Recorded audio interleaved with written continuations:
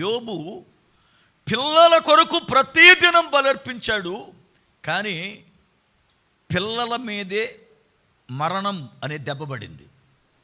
ఏ పిల్లల కొరకైతే బలులు అర్పించాడో ఆ పిల్లలు చనిపోయారు. ఇప్పుడు యోబు ఏమనాలి? నేను అర్పించిన బలులన్నీ ఏమయ్యాయి? నా పిల్లల కొరకు నేను అర్పించిన బలులు ఏమయ్యాయి? అంటే నా పిల్లలు బలి అర్పణను బట్టి రక్షించబడలేదుగా.